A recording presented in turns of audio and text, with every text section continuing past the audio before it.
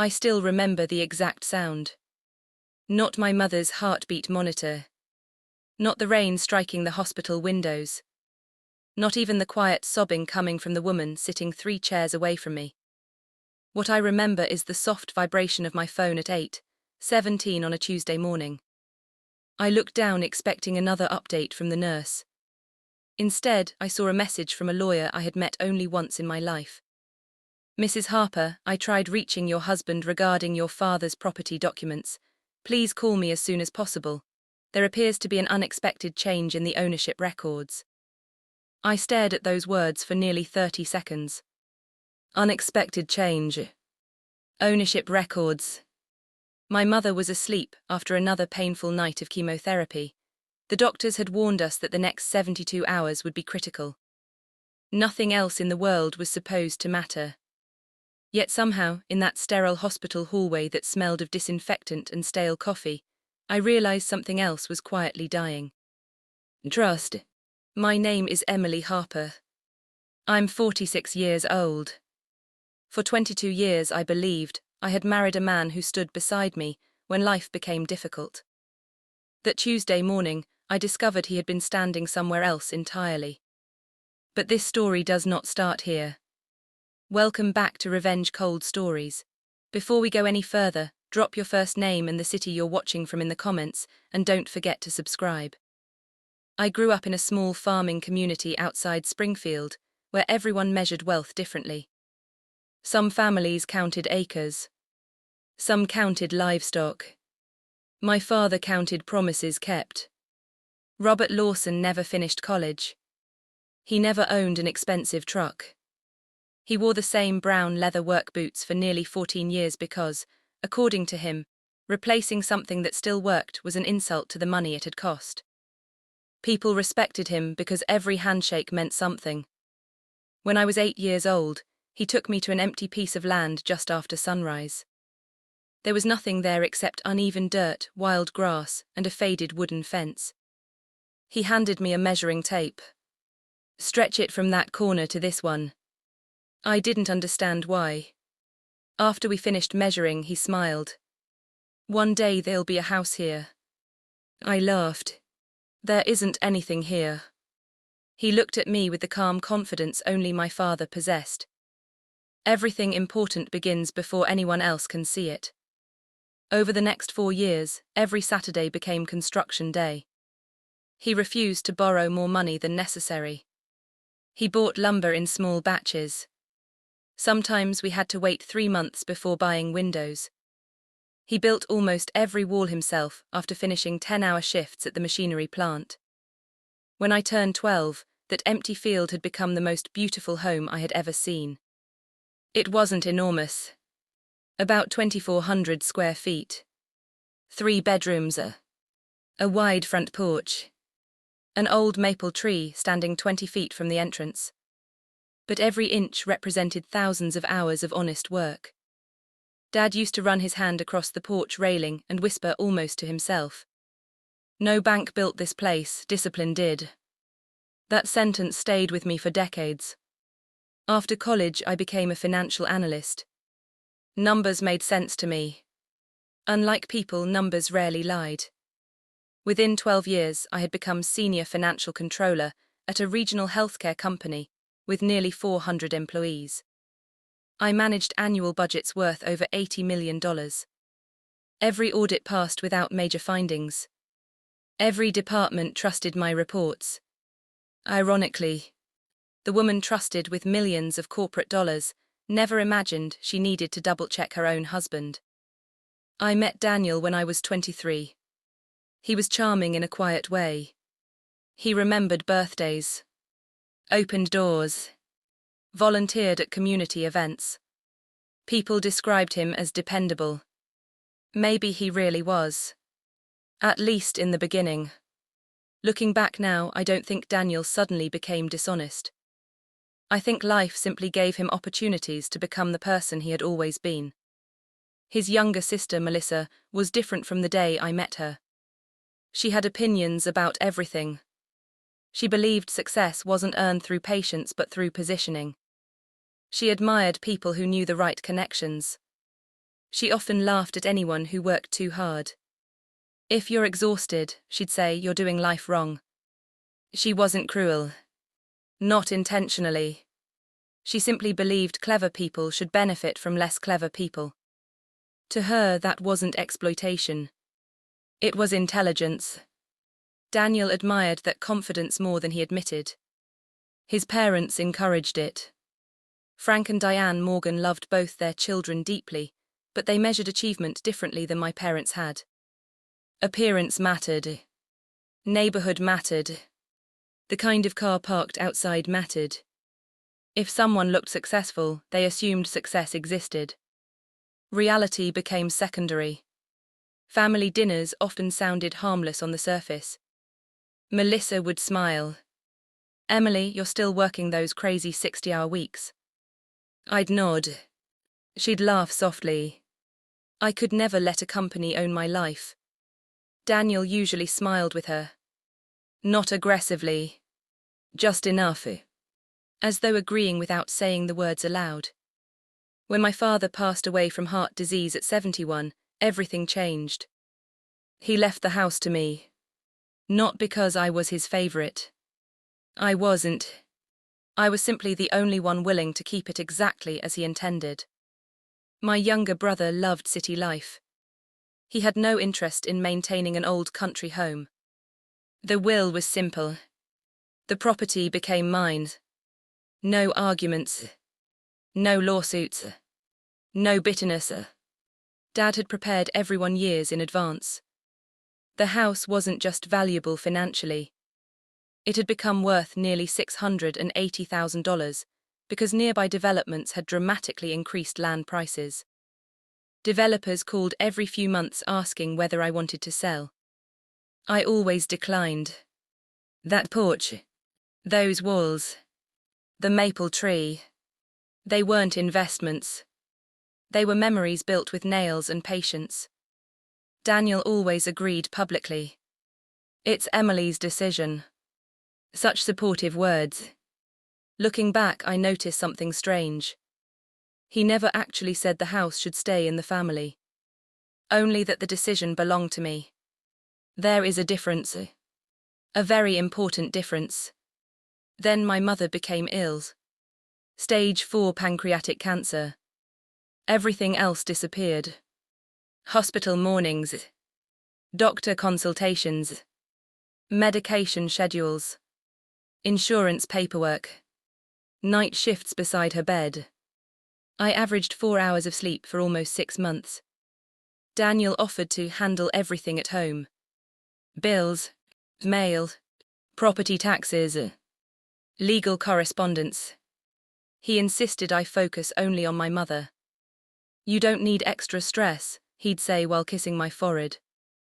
I'll take care of it. I believed him. Every evening around 7 o'clock, he'd arrive carrying clean clothes and fresh coffee. He looked supportive, attentive, patient. The nurses complimented him constantly. Your husband never misses a day. I smiled proudly. What none of us realized was that every afternoon before visiting the hospital, Daniel was making other appointments. Appointments he never mentioned. One afternoon, about 5 weeks before my mother's condition became critical, I asked him a simple question. Did the county send the updated property tax notice? He answered without hesitation. Nothing important, just routine paperwork. Routine paperwork. Such ordinary words. He even smiled. The same warm smile I'd trusted for more than 2 decades. I thanked him. He squeezed my hand. Then he changed the subject by asking what the oncologist had said that morning. It seemed thoughtful, compassionate. Only much later would I understand that changing the subject had become one of Daniel's greatest talents. 3 days later I asked again. Did we ever receive the insurance renewal documents for Dad's house? Another smile.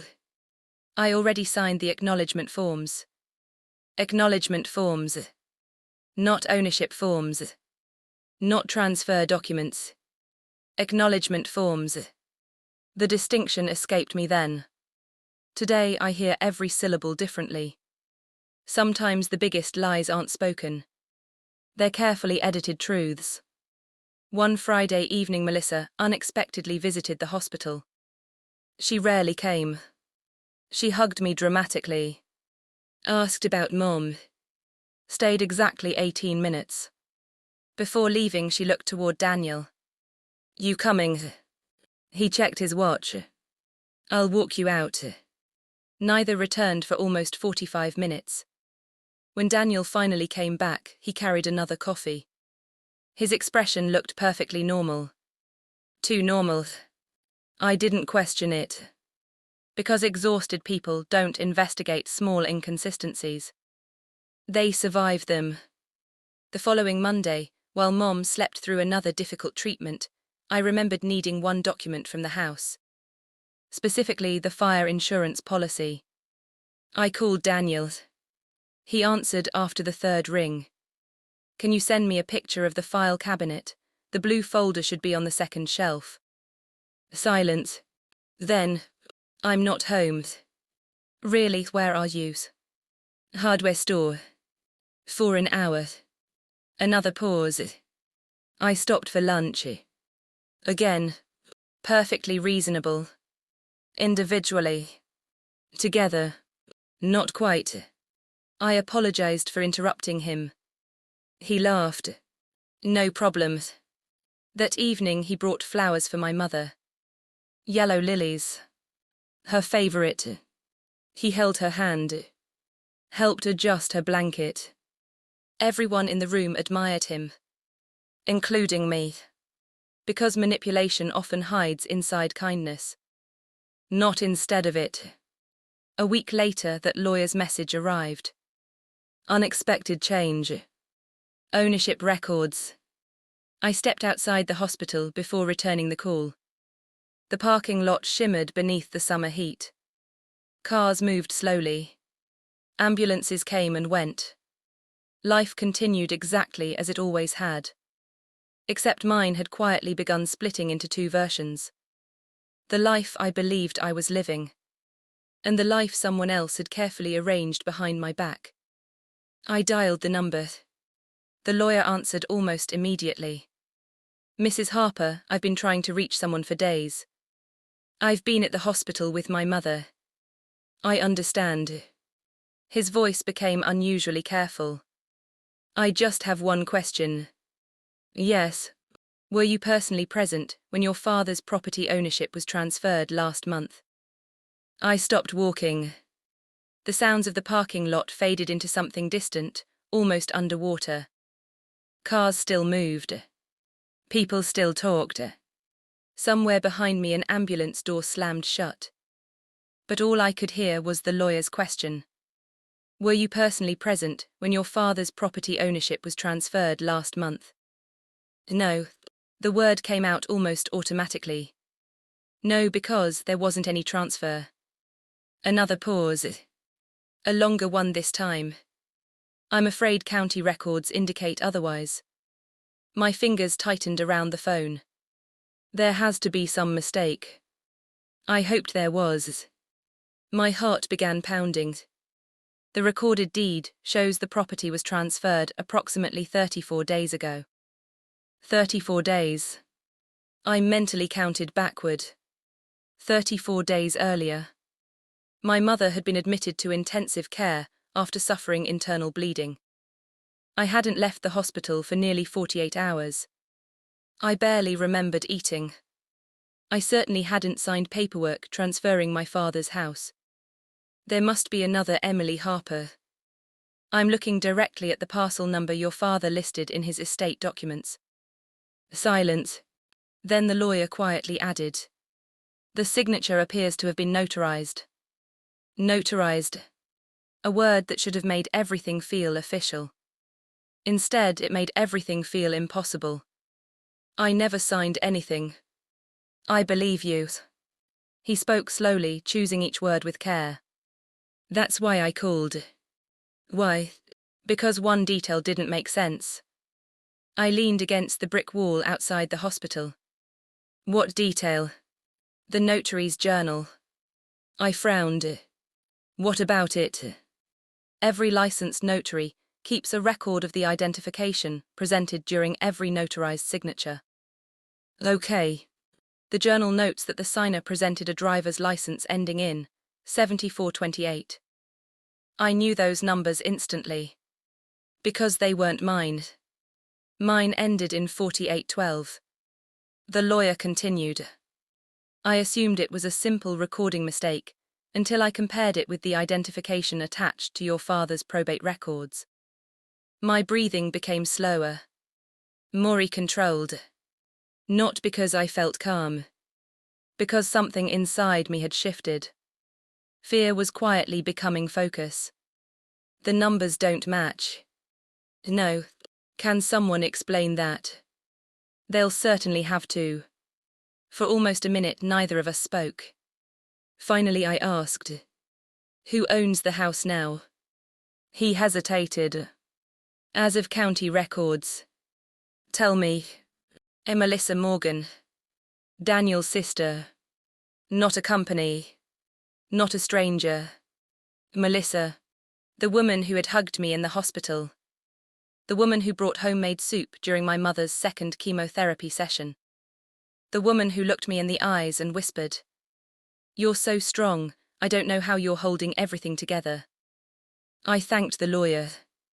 He apologized 3 separate times before ending the call. I never cried. Not then. Instead, I opened the Notes app on my phone. For the next 12 minutes I wrote down every date I could remember. Hospital admissions. Doctor appointments. Chemotherapy sessions. Family visits. Phone calls. Conversations about paperwork. Every tiny detail. Numbers had always protected me. When emotions became unreliable. Timelines didn't. That evening Daniel arrived carrying dinner from my favorite restaurant. He smiled exactly the way he always had. "You remembered to eat today." I nodded. I tried. He kissed my forehead. Good. Then he sat beside my mother's bed, as though nothing in the world had changed. I watched him laugh with the nurses. Help another patient's husband carry an extra chair. Refill my water bottle without being asked. If someone had walked into that room, they would have called him the perfect husband. Maybe that's why betrayal is so difficult to explain. Because it rarely arrives wearing a villain's face. Later that night, after my mother finally fell asleep, I asked casually, "Did the lawyer ever call you?" He looked up from his phone. "What lawyer?" "The estate lawyer." "So," he shrugged. "Probably something routine." "Routine." Again. Always routine. What did he want? I didn't answer. You didn't. I figured it could wait. Another lie. Small. Comfortable. Practiced. I smiled. You're probably right. His shoulders relaxed almost instantly.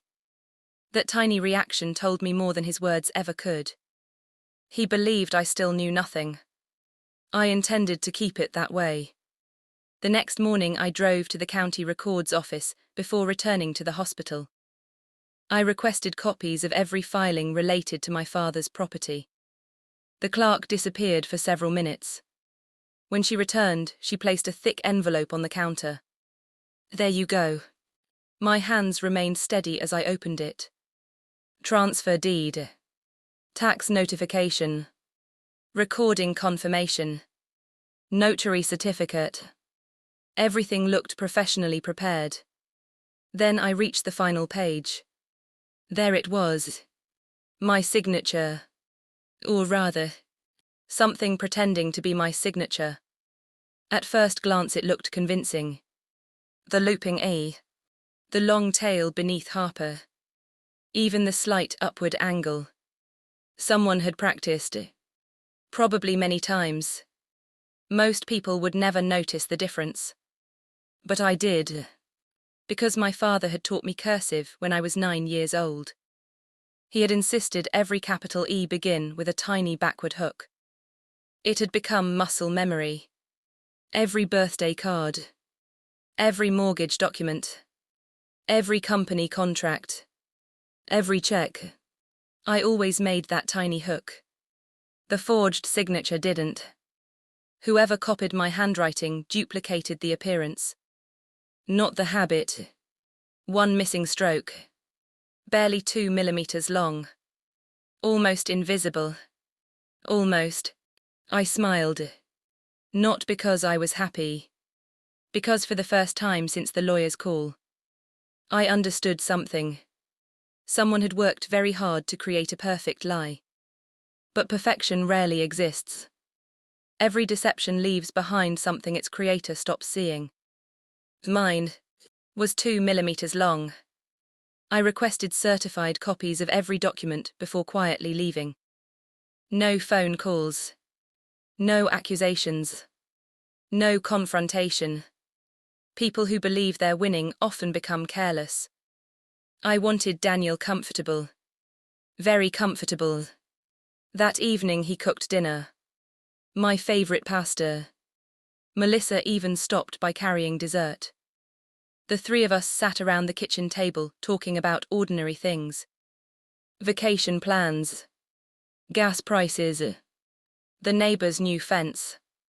At one point Melissa laughed. You've been spending so much time at the hospital. I know. You must miss sleeping in your own bed. I do. Daniel reached across the table and squeezed my hand. It'll all be over soon. He meant my mother's suffering. At least. That's how the sentence sounded. Today I sometimes wonder whether he meant something else entirely. Because people often reveal themselves through sentences that carry two meanings. One for everyone else. One only they understand. Melissa smiled.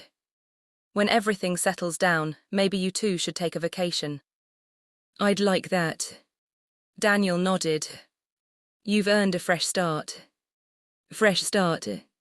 Another interesting phrase. I looked at both of them. They smiled back. Completely relaxed. Completely confident. Neither noticed that I had stopped asking about property papers. Neither wondered why. Neither imagined that inside my purse, folded neatly beneath my notebook, were certified copies of every document they believed I would never see.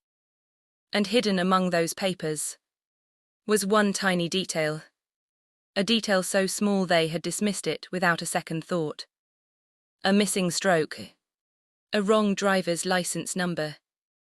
And a timeline that placed me inside an intensive care unit, while someone else claimed I was calmly signing legal documents across town. I wasn't planning revenge. Not yet. I was planning something much quieter. Something far more dangerous. I was going to let every lie finish growing before anyone realized its roots had already been exposed. The strange thing about discovering a betrayal isn't the anger. It's the silence that follows. For the next 11 days, I didn't accuse Daniel of anything. I didn't search his phone. I didn't ask Melissa a single question. I smiled. I thanked him for making coffee. I kissed him goodbye before he left for work. And every evening I watched. People who think they're hiding the truth eventually stop hiding their habits. Daniel had always placed his keys in the ceramic bowl near the front door. Now he carried them upstairs every night. Before, he never cared if I borrowed his laptop. Suddenly, it was always with him. He changed passwords that had remained the same for nearly 8 years. Not dramatically. Quietly. As though hoping I wouldn't notice. But patterns are difficult to hide from someone whose career depends on finding patterns. At work, I had uncovered accounting fraud worth nearly $2.8 million because one supplier submitted invoices every 28 days instead of every 30. Most people overlooked it. I didn't. The same part of my mind was awake now. Only this time. The numbers belonged to my marriage. 3 days after receiving the county documents, I returned to the lawyer's office. His name was Michael Benson. He had handled my father's estate with remarkable patience after Dad passed away.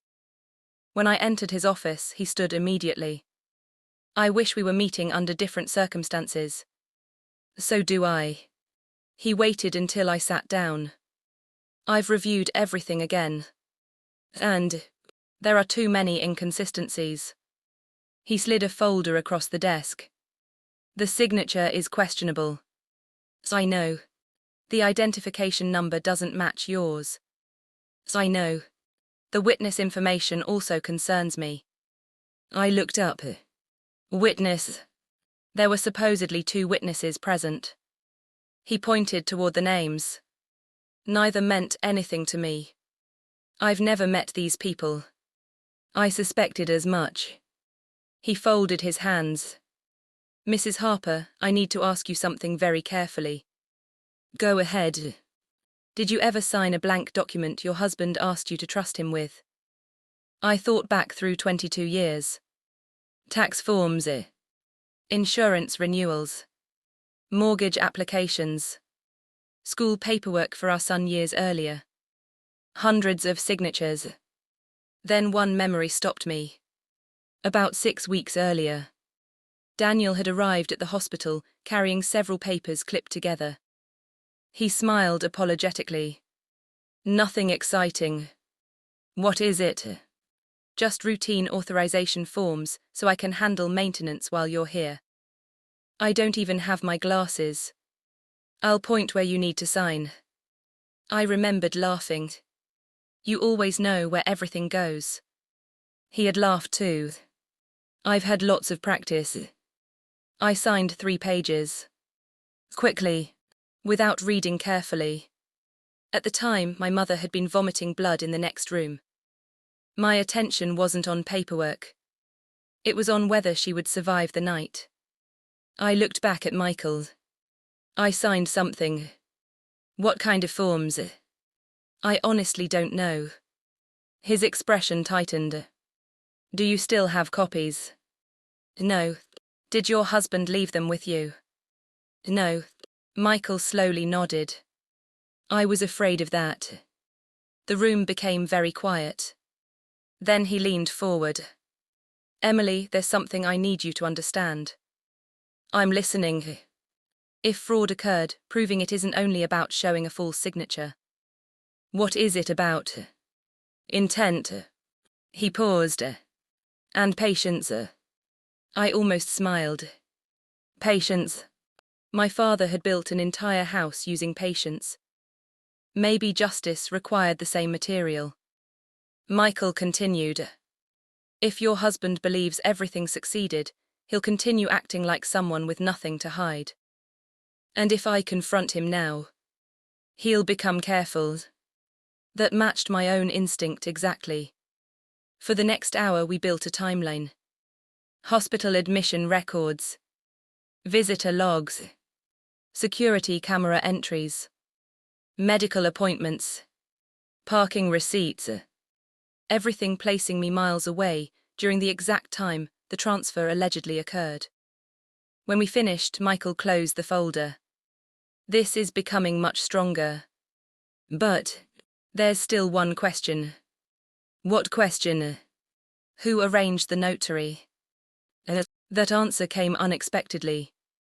2 evenings later, Daniel was in the shower when his phone vibrated on the bathroom counter. I wasn't looking for it. I had only walked in to grab clean towels.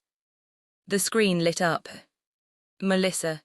One line appeared in the notification preview. "She still doesn't suspect anything."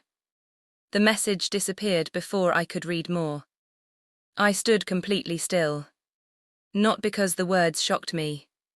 Because they confirmed something I had already accepted. This wasn't one person's mistake. It was cooperation. I quietly picked up the towels and walked out.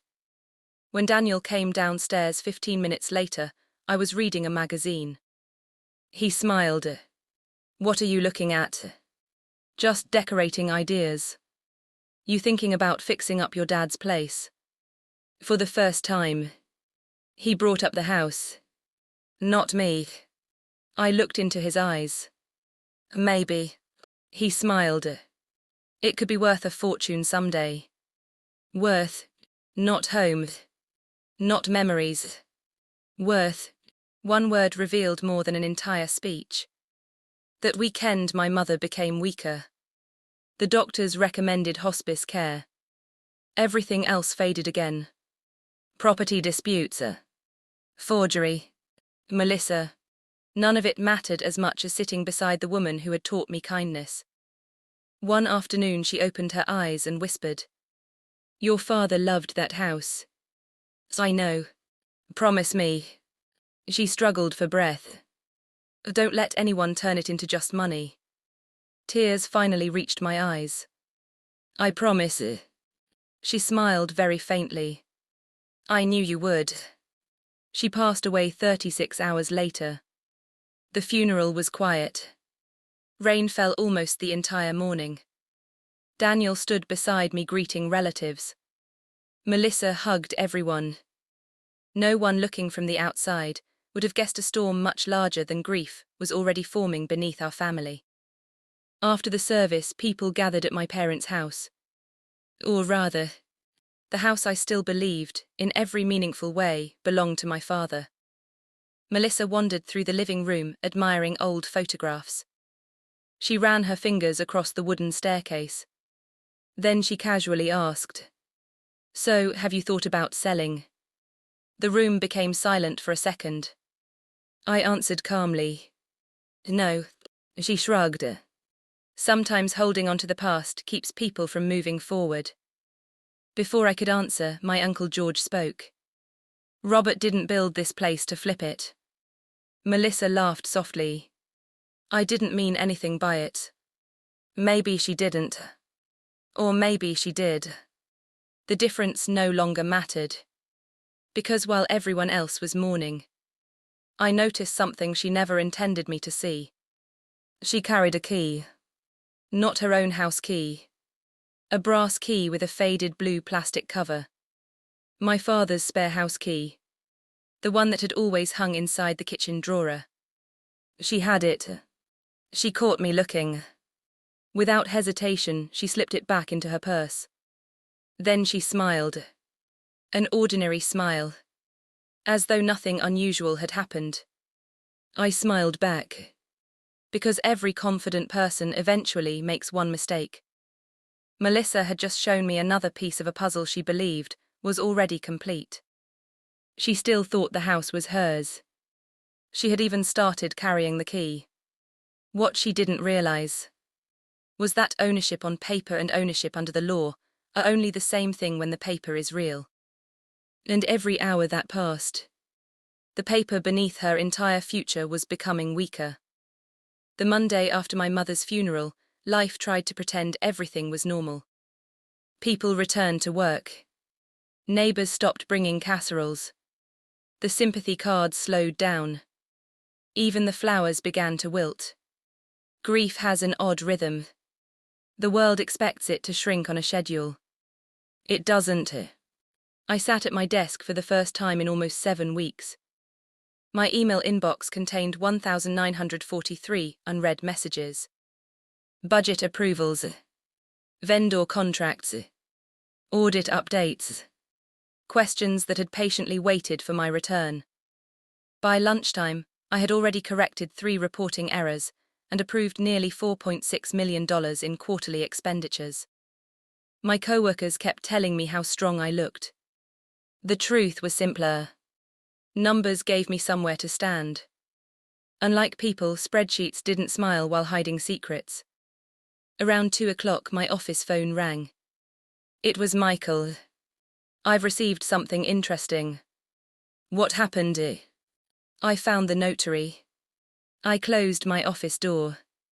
And he agreed to speak. My pulse quickened. Did he remember the signing? Very clearly. That wasn't the answer I expected. He did. Yes. My stomach tightened.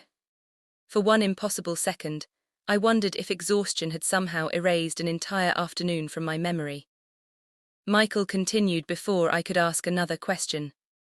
He remembers a woman identifying herself as Emily Harper. A woman. Yes. I sat down slowly. Was it me? No. The certainty in his voice surprised me. How can he be sure? Because after I showed him your driver's license photo from the probate file, he immediately said. Michael paused. That's not the woman who signed in front of me. I closed my eyes. There it was. The first crack. A real one. What did he say she looked like? Similar height. Hair. Darker.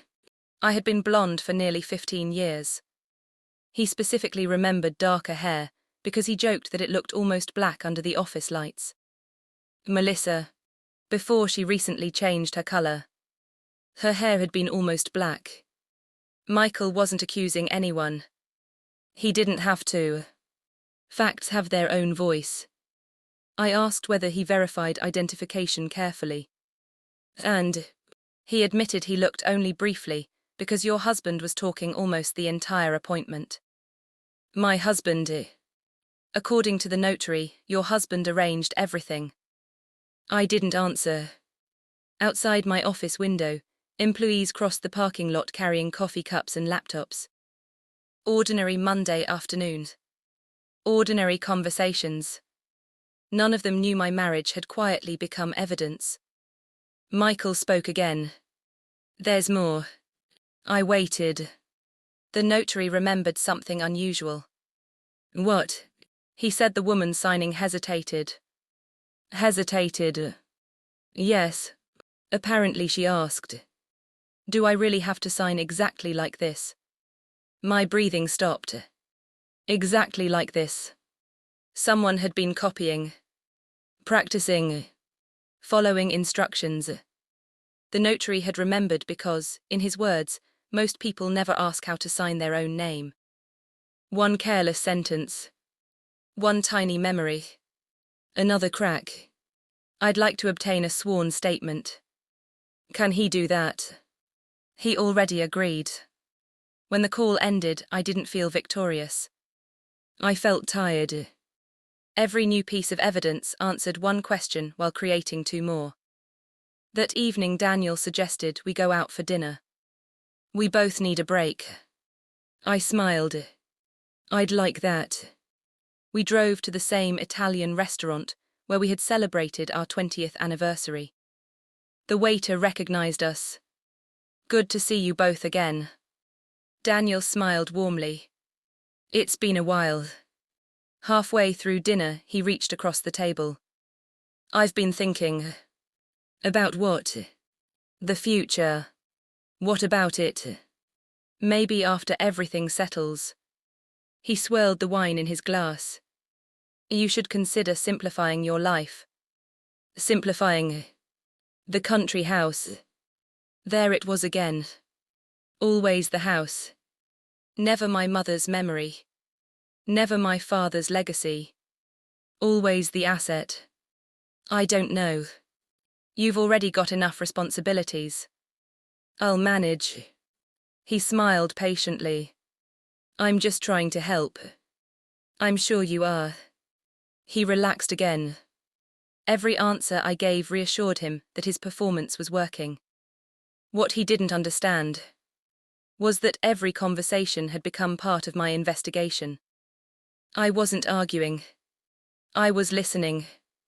As we left the restaurant, Daniel wrapped his arm around my shoulders. You know. What? I'm proud of how you've handled everything. I looked at him. What do you mean? Losing both parents. He squeezed my shoulder gently. They'd want you to move forward. Move forward. Such harmless words. Unless moving forward happened to benefit the person saying them. 2 days later, something happened that neither Daniel nor Melissa could have predicted. Not because it was dramatic. Because it was ordinary. A bookkeeping mistake. The county tax office mailed the annual property assessment to my office instead of my home. The envelope had been redirected because years earlier I had listed my business address during a tax appeal. No one had updated the secondary mailing address. Inside was a single sheet of paper. Current owner: Melissa Morgan. Mailing address: Daniel Harper's home address. Not Melissa's apartment. My house. The house Daniel and I shared. The tax bills for property he claimed never to think about were being sent directly to him. I smiled quietly. Greed often has terrible administrative skills. Someone had remembered to transfer ownership. Someone had forgotten to change the mailing address properly. I placed the document into my folder beside the certified deed copies. Another piece. Another pattern. That Friday, Michael called again. The handwriting examiner finished the preliminary comparison. And he found multiple inconsistencies. Enough to recommend a full forensic examination. How confident is he? Michael answered without hesitation. Very. I looked at the framed photograph on my office shelf. My father stood beside the unfinished porch 30 years earlier, smiling while holding a hammer. He used to tell me, if something's built honestly, inspection never hurts it. Inspection. That was exactly what was happening now. Not just to signatures. To people. Every lie was being inspected. Every shortcut measured. Every convenient story tested against facts. And slowly, very slowly, the structure Daniel had built in secret was beginning to sound hollow from the inside. The following week, Daniel became unusually cheerful. Looking back, I think he believed the most dangerous period had already passed. My mother was gone. The funeral was over. No one had questioned the property. No letters had arrived at the house. No investigators had knocked on the door. Silence has a way of making dishonest people feel safe. He started talking about remodeling our kitchen. He browsed vacation websites during dinner. One evening, he even suggested replacing my old SUV. You deserve something nicer. I smiled. This one still runs. He laughed. You sound just like your father. I hope so. He thought it was a compliment. To me, it was a reminder. Dad never replaced something that still worked. And he never abandoned something worth protecting. The next Thursday, Michael asked me to meet him at his office again. When I arrived, another man was waiting. Grey suit. Thin glasses. Leather portfolio. Michael stood. Emily, this is Thomas Reed. We shook hands. I'm the forensic document examiner reviewing the deed. He opened his portfolio carefully. I'd like to show you something. 3 signatures were placed side by side. One from my passport. One from my employment contract. One from the property transfer. At first glance, they looked almost identical. Then Thomas pointed with a pencil. Here, the pressure changes. I leaned closer. What does that mean?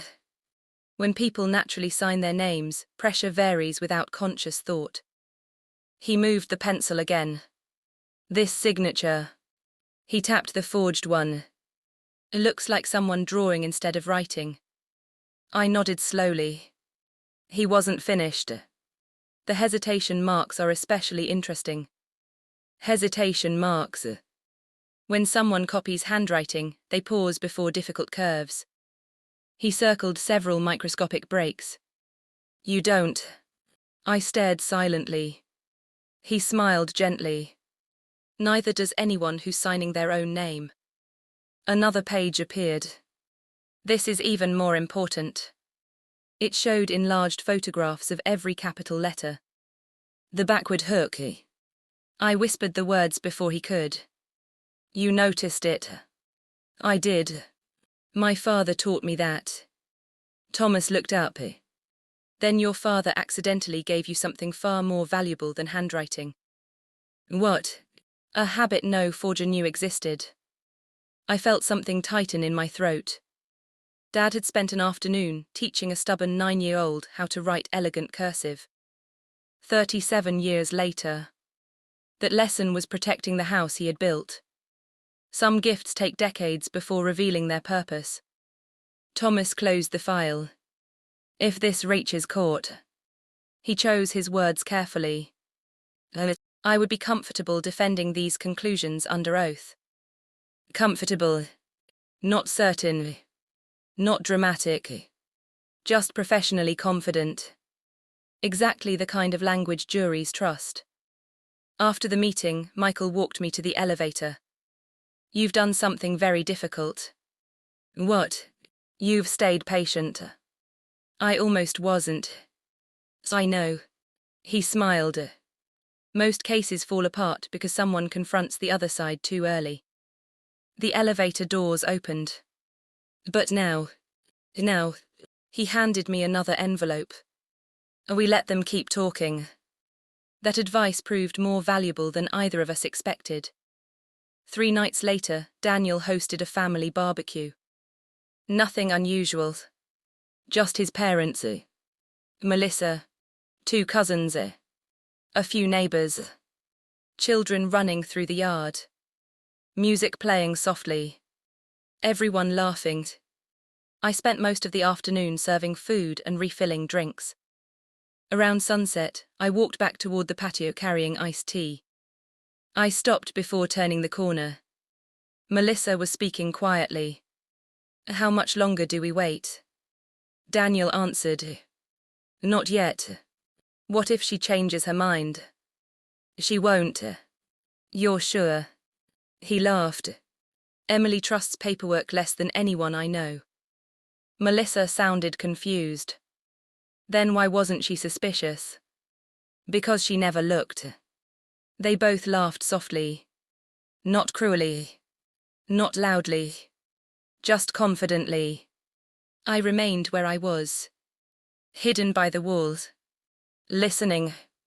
Daniel continued. People only notice what they're emotionally prepared to notice. Melissa sighed with relief. So we're okay. We're fine. I still get nervous. You worry too much. There was a pause. Then he said something I have never forgotten. By the time anyone asks questions. He chuckled. It'll be too late. I quietly walked back through the kitchen. Set the tray on the counter. Counted to 20. Picked it up again. Then walked outside smiling. Sorry, I said. I couldn't find enough ice. Neither of them looked nervous. Neither suspected I had heard a single word. Why would they? As far as they knew. Every question had already been answered. That evening, after everyone left, Daniel wrapped his arms around me while we washed dishes. I'm glad today went well. So am I. My family loves you. I looked at the soap bubbles drifting across the sink. I know. It wasn't a lie. I think in their own complicated way. Some of them did. Love and selfishness sometimes exist inside the same person. That's what makes betrayal so confusing. The following Monday, Michael called with the words I had been waiting to hear. The civil complaint is ready. I took a slow breath. And the criminal referral. Prepared. When do we file? He looked at his calendar. Not today. I smiled. Why? Because tomorrow morning. He paused just long enough to let the moment settle. Your husband and his sister are meeting with the bank. The bank? Yes. I frowned. How do you know that? The title company contacted us. My heart skipped once. They're using the house. As collateral. Everything suddenly made sense. The rushed transfer. The secrecy. The fake signature. They had never wanted the house itself. They wanted what the house could borrow. Michael leaned forward. If they complete that loan before we act, they'll complicate everything. Exactly. So tomorrow. He nodded. Tomorrow. For weeks, Daniel had smiled every time I asked about the property papers. Tomorrow. Someone else would start asking him questions.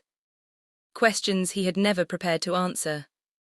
And unlike mine, these questions would require documents instead of excuses. The next morning I woke before sunrise. Daniel was still asleep. For a long moment, I watched the man I had shared a bed with for 22 years. His breathing was slow. Peaceful. There was no sign of panic. No hint that, within a few hours, the carefully balanced version of his life would begin to collapse under its own weight. I quietly got dressed. He opened his eyes just as I reached the bedroom door. "You're up early." "I've got an audit meeting." He smiled. "Good luck." "You too." "My meeting won't take long." "Meeting." He had no idea I already knew exactly which meeting he meant. By 8:40 that morning, I was sitting in Michael's conference room. Neither of us spoke much. On the table were neatly organized folders. Certified deed copies. Hospital visitor logs. Medical admission records. The handwriting examiner's report. The notary's sworn affidavit. The county tax records. Every document had been labeled, dated, and cross-referenced. There was no dramatic music. No raised voices. Just paper. My father used to say that honest work leaves evidence behind. So does dishonest work. The difference is who wants the evidence examined. At exactly 9:12, Michael's phone rang. He answered on speaker. It was the attorney representing the bank. His voice sounded professional, but noticeably more cautious than usual. "Mr. Benson." "Yes. We've encountered an issue." Michael glanced at me but said nothing. The title review uncovered a pending dispute notice. I expected it might. The attorney continued. "Our underwriting department has suspended the loan closing." Suspended. One word. Months of planning had just stopped. "What caused the suspension?" Michael asked. "There are concerns regarding the validity of the transfer deed." I closed my eyes for a brief second. Not because I felt relieved. Because the process had finally become bigger than our family. This wasn't Emily versus Daniel anymore. It was documentation versus deception. The attorney added. The applicants appeared surprised. Michael remained calm. I imagined they were. "We'll require additional verification before proceeding." Of course. The call ended. Neither of us celebrated. Michael simply placed the phone back on the desk. "They've just lost their leverage." I nodded slowly. The house wasn't the goal. No, the loan was. He smiled. Exactly. Less than 30 minutes later, my own phone vibrated. "Daniel." I let it ring twice before answering. "Hey." His voice sounded strained. "Where are you?" "At work." "So." A pause. "I had a strange morning." "Really?" "The bank postponed something." "I'm sorry to hear that." "They're asking questions about your father's house." I kept my voice steady. "What kind of questions?" "I don't know." Another pause. "Probably just paperwork." There it was again. Paperwork. Always paperwork. "I hope it gets sorted out." "Yeah." He forced a small laugh. "These bureaucratic mistakes happen all the time." "They do." He sounded relieved that I wasn't suspicious.